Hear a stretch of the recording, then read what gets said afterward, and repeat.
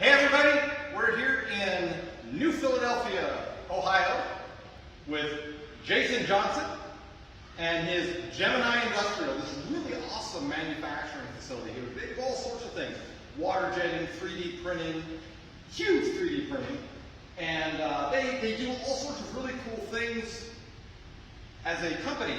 But for you, the most interesting aspects are what Jason has been heading up in constructing a Pennsylvania T1 from scratch, which is an amazing project. And he's like, yeah, whatever. I'm just doing it from scratch. No big deal, you know. So here are a couple parts, and I know what they are, but I've not been involved in any way in their production. And then getting to the point of existing, Jason has been heading all that up. So let's have a look at some of these parts.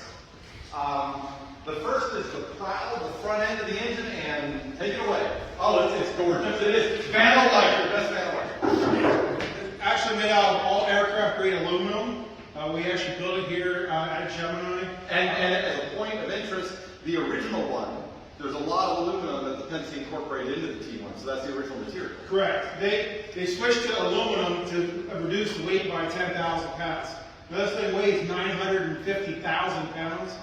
I don't know how 10,000 made a difference, but for some reason 10,000 made a difference for the bridge guys for loading on it. That's the story we've been told. So the cab is all aluminum, all the sheet metal on the boiler, all aluminum, all the skirting on the sides, aluminum, prow, all aluminum, and even the cowling gear, this came off of a Cessna aircraft, ended up being almost perfect for what it is. So we had to just trim it a little bit. And that's like the front. Goes right around the propeller, so the blade on it going into it. So all the jet air intake coming into the engine. This is what came off that. So this was the very first part we created back in 2014, and since then we've created about 300,000 pounds. So we're getting closer and closer to our goal. So now, as a small point of interest, the brackets for the handrail, are those something you made? Yeah, we machined those here. So we made all the brackets for the handrail. Everything you see there. The headlight is actually new old stock Golden Glow 14-inch headlight we originally had. So we were lucky enough to find one of those and reuse that. So. And Golden Glow is a Pile National, right? Correct. Pile National product. It's a silver-backed lens. It's actually a parabolic lens. It's not just like a reflector, like a salad bowl or something like that. It actually focuses the light. So there's engineering that went into that part back there. And that's what most of your steam locomotives out there, headlights all have that same style inserted into them. So this is a really big headlight, as you can see. But this is the face locomotive, and a big part of defining what it is, along with one of the wheels here. Now, and then in operation, because people are probably wondering, people that aren't familiar with the Pennsy T1s, they're used to a normal smoke box front that's got a door, some of them the whole front's hinge, and this is on a hinge, right? You would go inside. There's a hinge on this side, but there's an access door. You have to come in here, take these bolts off, crawl in here, unbolt this from the front of the smoke box, and then the whole thing spins out of the way so you can get access into the front of the boiler. Okay. That's how you gain access in here. So you'll see pictures, people crawling in and out of this access along the sides. Okay. We'll try to dig some of those up and throw them into the comments of the video. Yes. So this is just one of those jobs we took on, thinking, oh, how hard is it to make a wheel? Man, if you only knew what you didn't know when it started out. But it's all hollow. This is a box spoke driver, weighs 3,000 pounds, 72 inches diameter as it sits. Once a steel tire gets put on here, it would be 80 inches.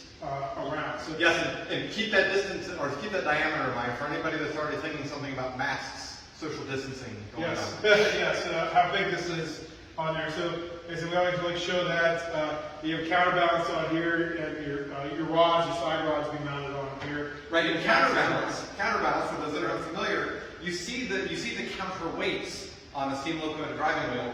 Well, they're of a specific size. These, as I only just learned today from Jason, These were designed to actually be filled with lead shot versus like poured lead or whatever, because it helps with evening things out at higher speed. At high speed, yeah. I mean, obviously the T1s were well known for the high speed operation, so that was a big part of it.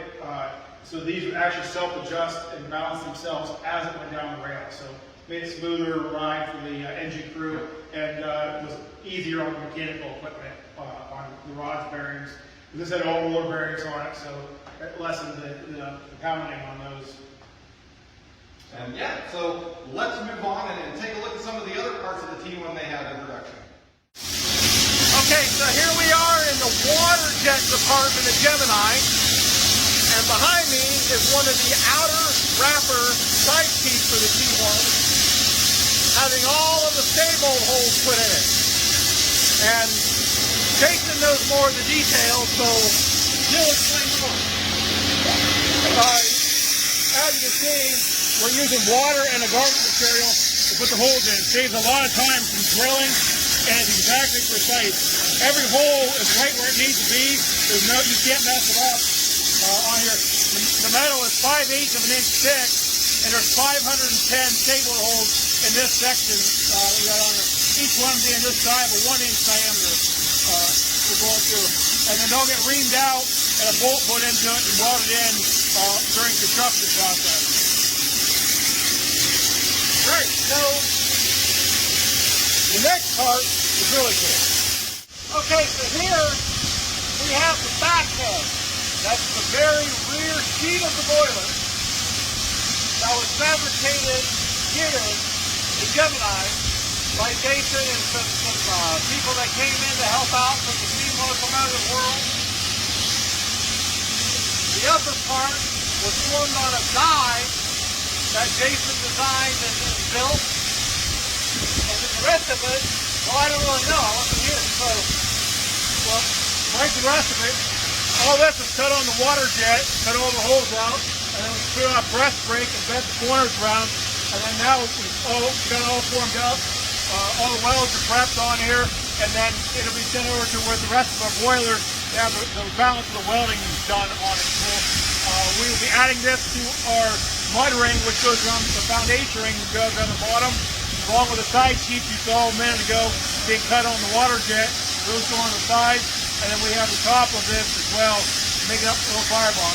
But this is where your fireman would shovel the coal in. Your engineer would sit right here where I'm sitting, and where Jason is for the fireman, running the valve to run the stoker. This would have automatic feed coming in to strain the coal throughout the firebox in this section. And every one of those holes represents a stable that will get inserted in here once complete in the part of it. So everything here is made to the original dimensions, the original sheet thickness, everything. Just like the real thing, only newer. Yeah. And we've got one more part to show you. That's the last bit of firebox that's actually here on site. So this is the last part of the new Pennsy T1 that we have to show off here at Gemini. And these are called, well, these two pieces make up what's called the roof sheet. So on the inside of a firebox you have the crown sheet, and then you have the roof sheet. It's the outside top of the firebox.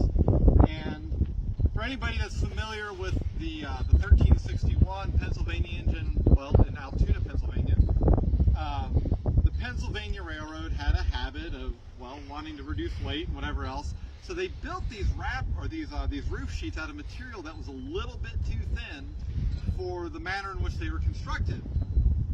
Jason and the engineering folks associated with the project corrected that, and it's now obviously. Yeah, now it meets full ASME certified boiler construction with a safety factor of greater than 4.